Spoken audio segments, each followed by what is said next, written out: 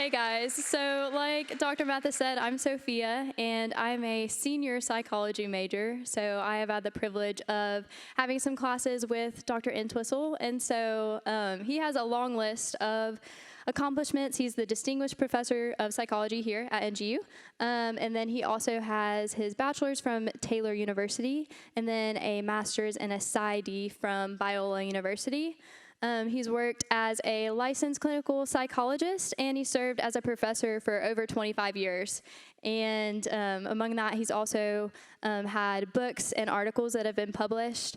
But he's really just a really down-to-earth person, and just the way that he teaches, he's so passionate about psychology, but more importantly, he's passionate about the Lord and just how psychology and faith can be integrated together. So yeah, just through his classes, I've learned a lot about how those two fit together and just how I can be a transformational leader going forward in psychology and in my faith. So let's welcome Dr. Entwistle up to the stage.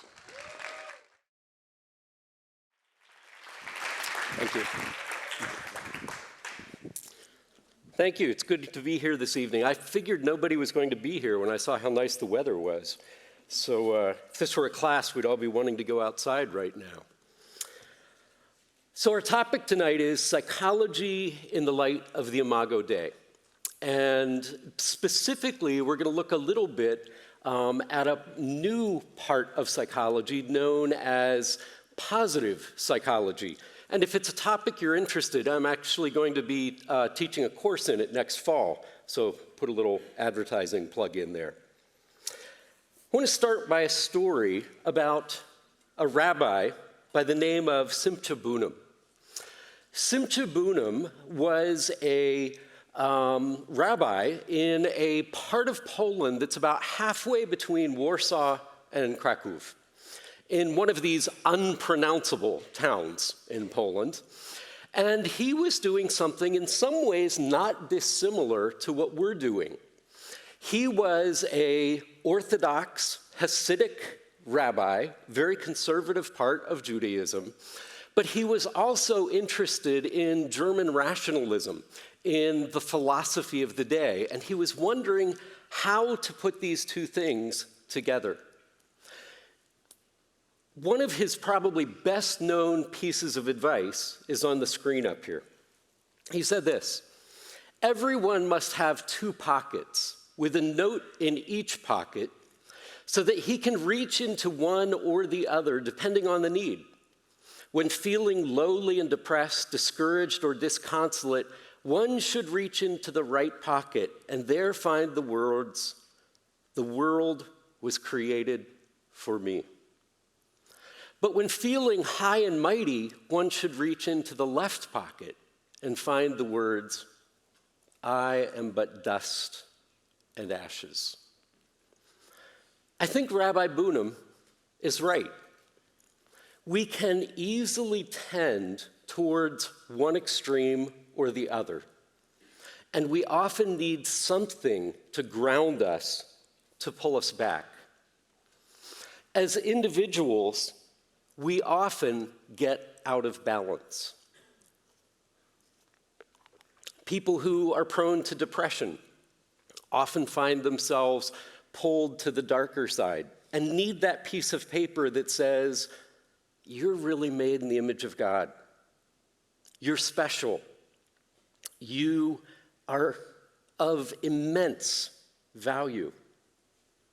Sometimes we do start to think too highly of ourselves, and we need to be brought back down to earth and reminded that we are failed or flawed, we're fallen, and we aren't quite as high and mighty as we might think. Now, if we as individuals can get out of balance, I think it's also true that our disciplines can get out of balance. And so part of what we're going to do today is look at how our discipline of psychology has in some ways gotten out of balance over the years and try to pull it back into balance. So how do we get back into balance? One of my favorite psychology authors, if we can have the next slide, said this. Mary Stuart Van Leeuwen said, We are all characters in search of an author. That is, fundamentally, worshiping beings who, if not committed to the one true God, will inevitably end up revering some substitute within God's creation. We're all living in a story. One of the things that makes us unique, though, is that in this story, we are characters who actually have a hand in writing the story. But how we write that story depends a lot on what story we think we're in. And so the only way it really works well is if we understand who the author is and what the author is trying to do in this story that we inhabit. So to understand part of that story, we need to look at what we call the Imago Dei, the image of God. And we're going to read from Genesis 1, 26 to 27, where we find this written. Then God said, "Let us make mankind in our image, in our likeness, so that they may rule over the fish of the sea and the birds in the sky, over the livestock and all the wild animals, and over all the creatures that move along the ground." So God created mankind in his own image. In the image of God, he created them. Male and female, he created them. Now, when we try to understand this text or any text, we always have a problem that it's easy to read into it something that it doesn't actually say. One author once said that as you read people's interpretations of this Genesis passage, you can almost write European history. In certain parts of European history, we emphasize the life of the mind, and so we see ourselves as rational beings, for instance. So rather than risking that, we want to look at a little bit of what some of these words mean and maybe see if we can unpack this a little bit. So how might this term, image, have been understood by the ancient Hebrews? There's two words in this passage that God says were made in his image and likeness. The word image in Hebrew comes from the word tselem, which is the same word used for an idol, an image, a shadow, or a reflection. It can be used for any of those things. Likeness is the Hebrew word demuth, which kind of means like similarity. So as we try to think about what these words mean, what is it that God is trying to tell us? We can also look at the New Testament and see how it's translated into Greek. So the Greek word for idol, eidos, comes from the root word meaning that which strikes the eye or that which we see. The idol in a temple, then, is the God that we see. It is our attempt to make God present and visible, perhaps even controllable. Another Jewish rabbi helps us think about this. Rabbi Reuven Chaim Klein asserts that the Hebrew Bible has 10 different terms for the term idol. Each of these 10 terms, he says, emphasizes a different aspect of idolatry. For instance, an idol is hollow and empty. An idol is a corpse, without life, illegitimate objects of worship, images that are standing because they cannot move, that they are disgusting, for instance, images with inhuman faces, and so forth. Now, it's kind of odd that this same word for idol is the same word for image. So what are we to make of this? Let's spend a little bit of time looking at idol worship, and maybe it'll help us unpack that. So in Hebrew thought, we can see opposition to the idea that we should create idols. Idol worship attempted to exert control over nature. One of the recurring themes in the Old Testament is the absurdity of idolatry. Huey says, idolatry was the embodiment of human desire and thought. Idols, though made in many shapes and sizes, really represented the image of man, for they expressed his thoughts, desires, and purposes. So get this if you think about it. So God creates us to be his image, and then we turn around and make images that we think we can control. That's obviously kind of problematic. Psalm 115 contrasts the truth about God with the folly of worshiping idols. Why do the nations say, "Where is their God?" Our God is in heaven. He does whatever pleases him, but their idols are silver and gold, made by human hands. They have mouths but cannot speak, eyes but cannot see. They have ears but cannot hear, noses but cannot smell. They have hands but cannot feel, feet but cannot walk. Nor can they utter a sound with their throats. Those who make them will be like them, and so will all who trust in them. I've often wondered if this is what Jesus had in mind in the New Testament when he sometimes pauses after his parables and says, "He who has ears to hear, let him hear. He who has eyes to see, let him see." If we're busy chasing idols and we've become like them, we can't hear and we can't see. The idolater would not have the eyes to see Jesus' miracles, would not have ears to hear his teaching. So to return to the question of what it means that we are made in the image of God, another approach can be found by taking a basic exegetical principle of interpretation, which requires us to put ourselves in the shoes of the original audience.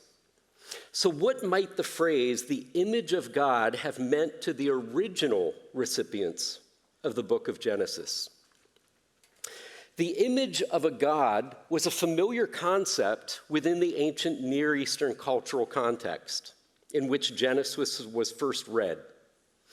Images were thought to contain the essence of a god. Human beings were thought to have been created to care for the god or the god image.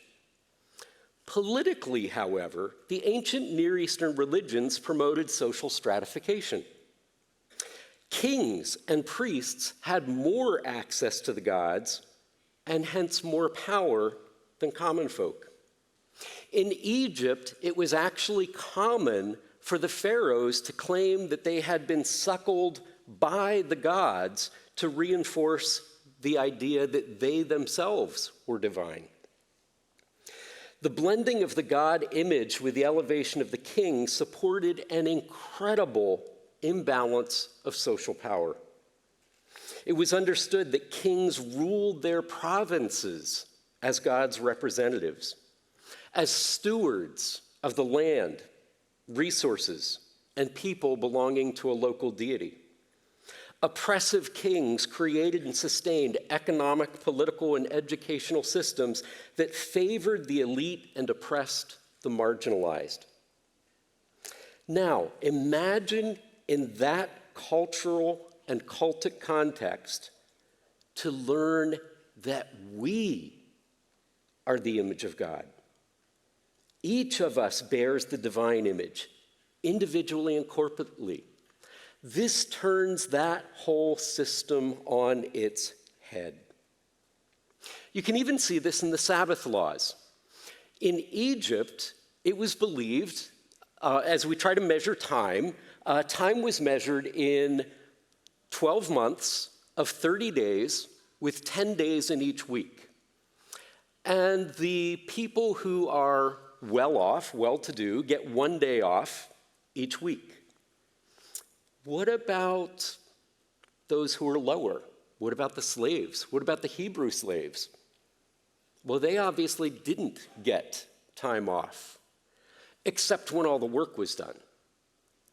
And then we have the Ten Commandments come, and what does it say to the Hebrew people?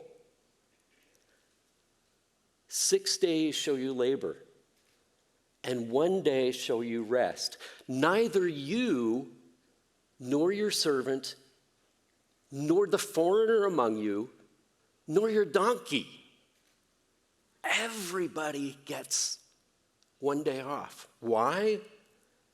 Because God rested, and because we're his image, and because this is our opportunity to worship. There's an incredible equality that we see in the Hebrew narrative of image compared to the ancient Near Eastern idea of the image, an idol. Creation is pregnant with potentials for further development. On the successive days of the Genesis story, those empowered creatures will yield seed, bear fruit, rule the day and the night, fly, be fruitful, multiply, creep, and fill the earth, says Andy Crouch. Wolters, another scholar, points out that the presence of the first couple creates the beginnings of social and cultural life, and that through human beings, the creation will be shaped as people, quote, bring to fruition the possibilities of development implicit in the work of God's hands. God creates, and then he gives to us the ability to shape the world as his image bearers. But there's also, of course, a second part of the creation account. And if we don't consider that second part, we only have half of a story. We only have one piece of paper. We were given freedom to choose to follow God or to go our own way. And we chose badly. While we often refer to this as the fall, this word actually does not occur in the biblical account. It's in fact an interpretation of the account. What we actually have in the account is in the garden and out of the garden. We have the blessing of creation and we have the curse of sin. We have creation and we have death. Why would God take a chance of giving Adam and Eve the opportunity to disobey?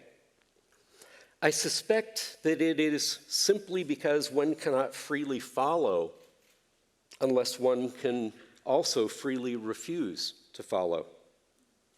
C.S. Lewis put it this way: the happiness which God designs for his higher creatures is the happiness of being freely, voluntarily united to him and to each other in ecstasy of love and delight, compared with which the most rapturous love between a man and a woman on this earth is mere milk and water.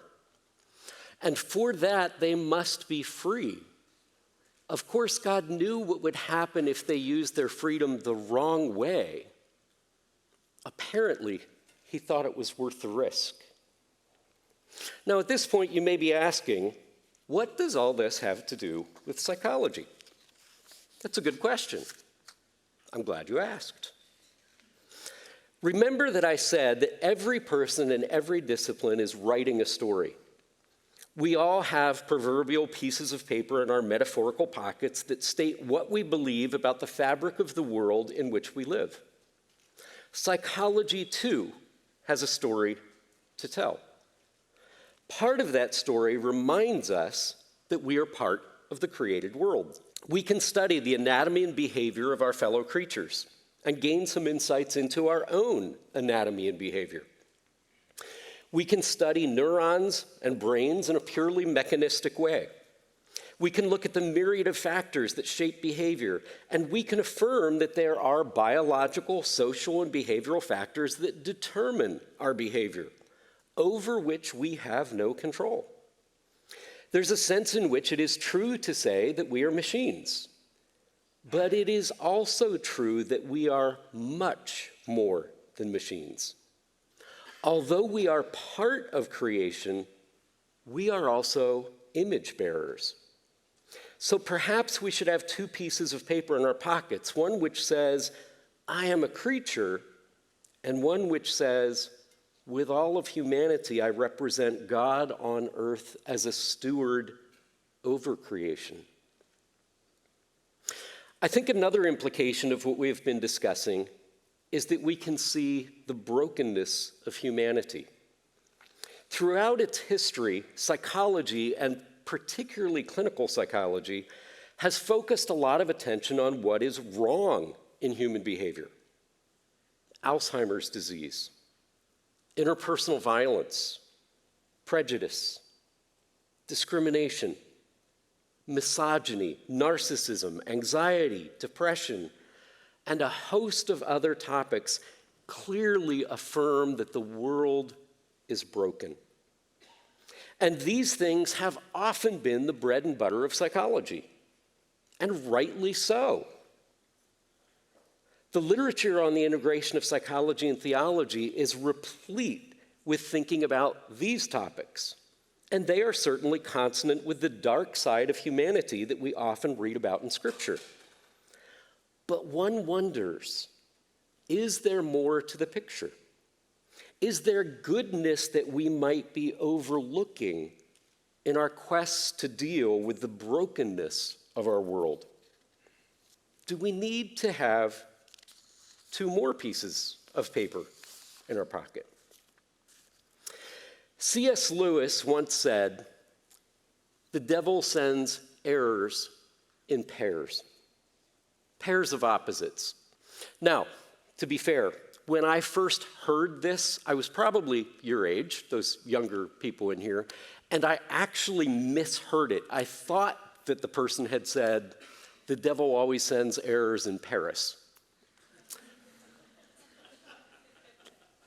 Now, I know British people don't really like French people. So, it kind of made a little bit of sense. But then when I actually found this quote in Mere Christianity, I understood what Lewis really meant. He's really talking about the same thing that Rabbi Bunim was talking about. We need two pieces of paper. If we take any truth and emphasize it without the other truth, we end up unbalanced. Lewis's point is that if we overemphasize one truth to the exclusion of another truth, we end up in error.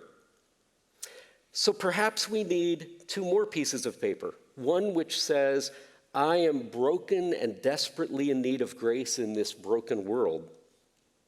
And another that says, I am the very image of God. David puts both our littleness and our glory together in Psalm 8. When I consider your heavens, the work of your fingers, the moon and the stars which you have set in place, what is mankind that you are mindful of them? Human beings that you care for them. Yet you have made them a little lower than the angels and crowned them with glory and honor. So back to psychology. Martin Seligman, about 2 decades ago, inaugurated a new field of psychology which we call positive psychology. Now, for those of you who have had Intro to Psych, you're probably familiar with Martin Seligman for something else. What's the thing he's most known for? Learned helplessness. Studies in which they put dogs in a cage where they were restrained and subjected them to electric shock. And then later, they removed the harnesses. But the dogs, having learned that they couldn't escape from the electrical shock, stayed there, even when they were no longer in a harness. Seligman used that as an analogy of what happens in depression. I try and I try and I try, and it just doesn't turn out right, so I give up. He had spent his entire career studying depression and anxiety and things that go wrong. And then he was elected as the president of the American Psychological Association. Now, when you get to be the president of APA, you basically are given an opportunity to set a research agenda for the next couple of years. And Seligman said, I've spent my whole life studying what's wrong. Why don't we spend some time studying what's right in human nature? And so he, along with Chris Peterson, who unfortunately died at the young age of 62, inaugurated positive psychology. And they said positive psychology is going to have 3 legs. It's going to look at positive experiences like happiness and joy and love and gratitude and compassion and resilience, and my favorite, flow. How many of you have ever heard of flow? Flow is that state that you get in when you're doing something that you love and you just lose a sense of time and you just get carried away with it. That happens to me when I'm listening to Van Halen and writing articles. Positive individual traits: creativity, curiosity, integrity, self-knowledge, self-control, moderation, wisdom. And then positive institutions. Institutions that are framed by things like justice, responsibility, civility, healthy marriages and families, nurturance, positive leadership, teamwork. Seligman is pointing us towards what I would say comes from the Imago Dei. The created capacities that we're given to do good and to be good. As Christians, there is much that we can and should affirm in positive psychology. The Christian concepts of the goodness of creation and humanity as the Imago Dei provide a ground for why some of these concepts exist. They're built into the fabric of creation. Our assumption as Christians, though, is that human flourishing is optimized when we live in concert with the designs God created. And the empirical findings of positive psychology are often consonant with that assumption.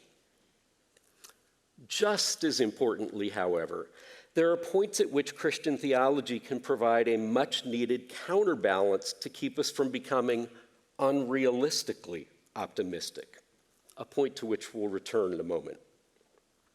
So balanced integration requires a balanced psychology and a balanced theology as necessary preconditions.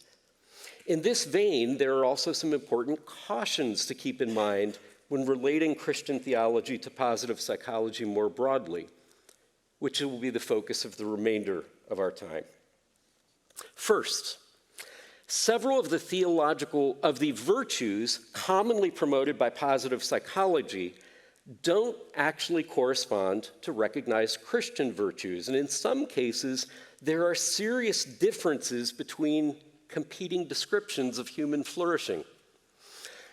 Seligman and Peterson, in an article that they wrote back in 2012, talked about the theological virtues of faith, hope, and love. But you have to take a step back and look at how they measured them.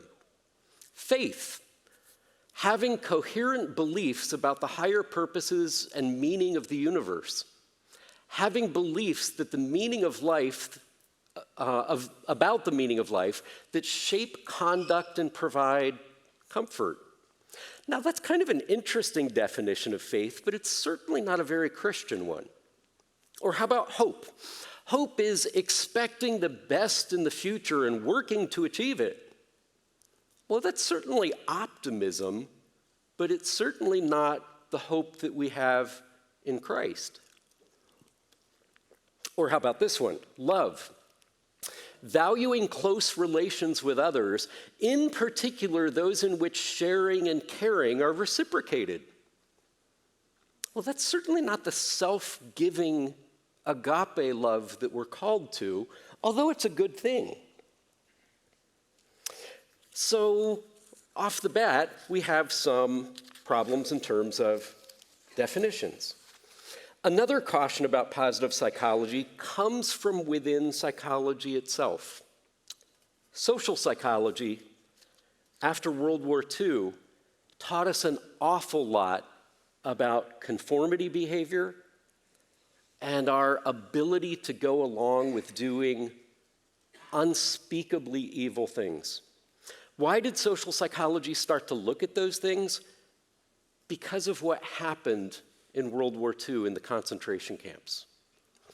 This is the Auschwitz II, or on the right is the Auschwitz I camp, on the left is Auschwitz II.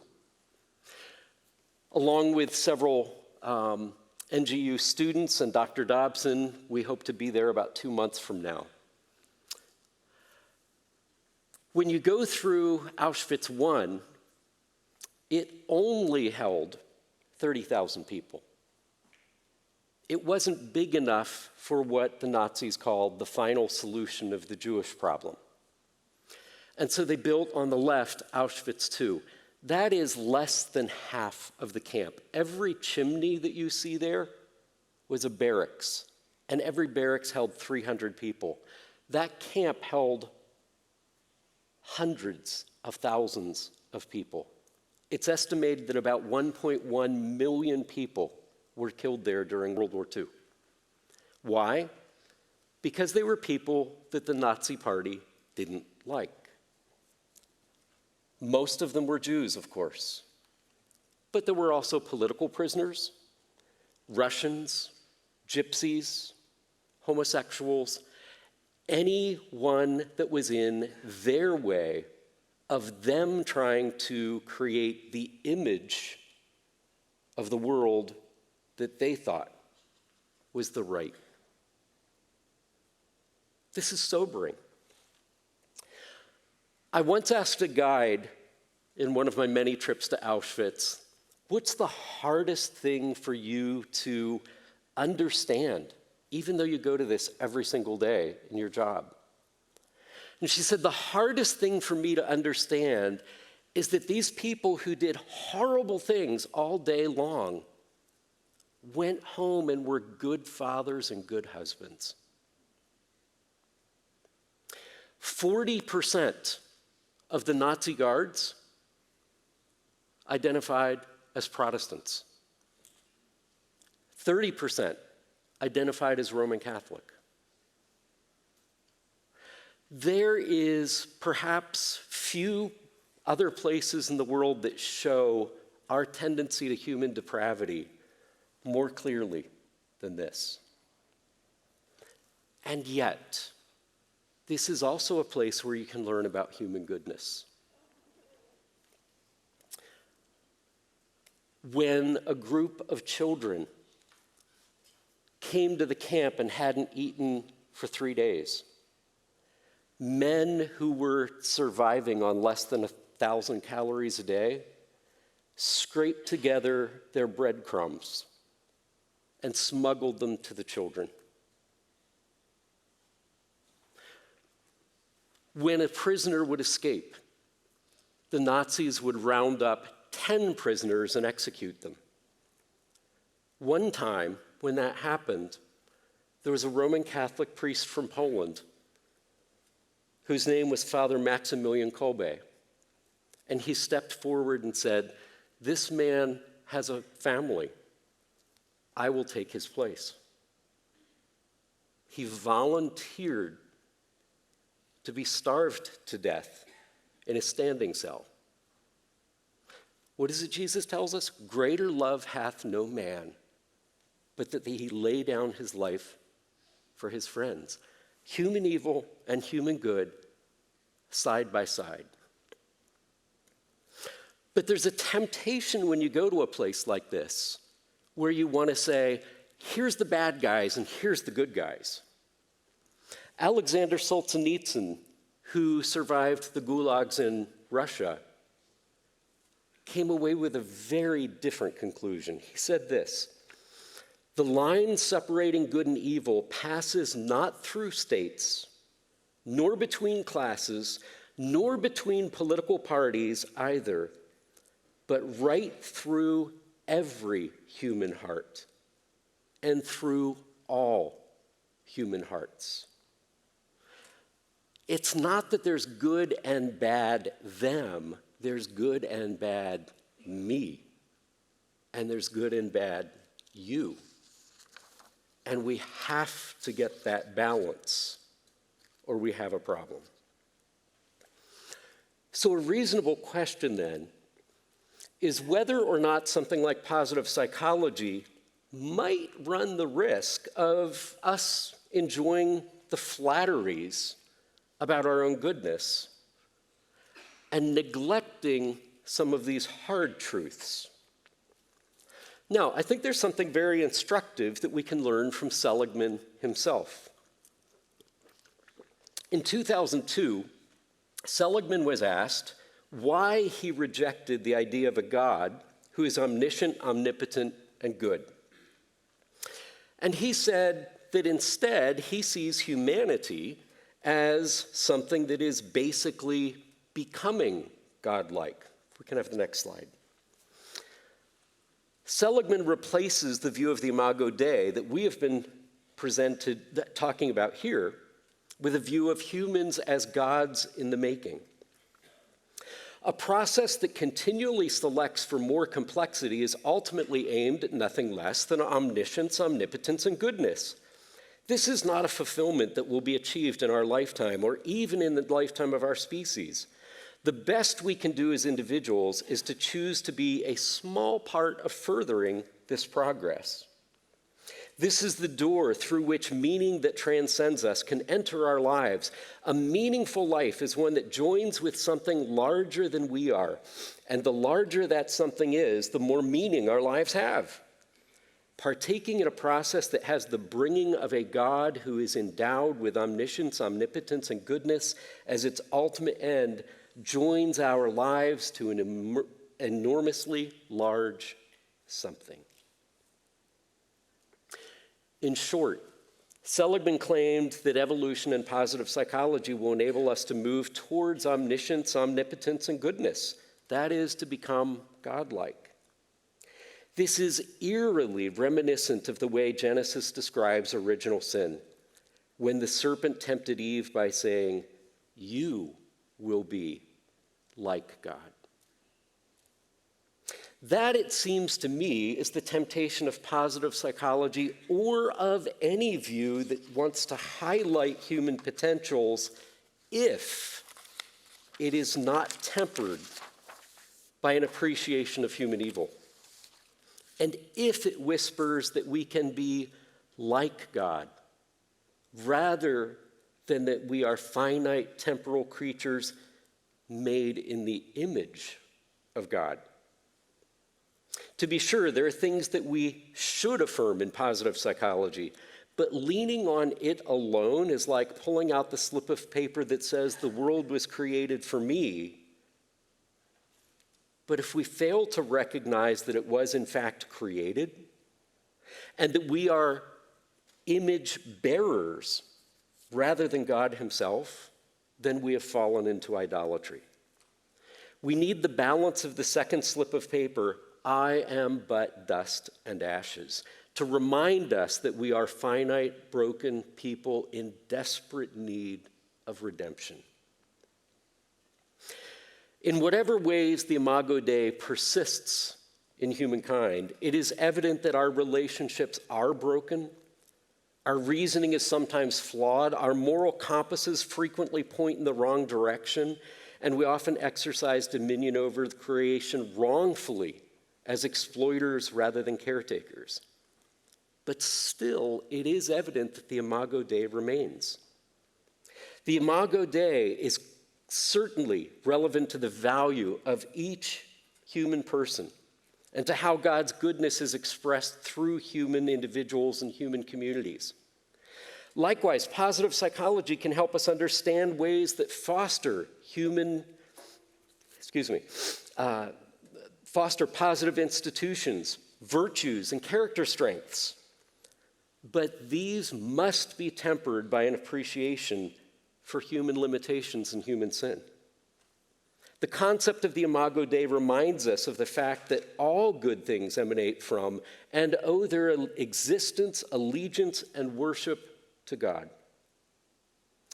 Finally, in conjunction with the doctrine of the fall, it also reminds us that any claims about our own goodness and our own potential need to be tempered by the degree to which our human condition has been marred through our own rebellion.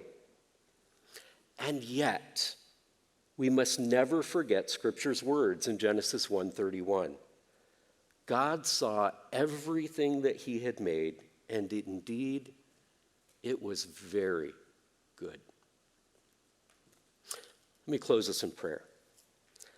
Our Father and our God, we thank you that you have created us as your very image bearers. We thank you that there is much to celebrate in that image. And yet, especially during this season of Lent, we confess that we are fallen and broken, and we just constantly need to turn back. Thank you for your grace in both creating us and in redeeming us. May we go in your peace. Amen.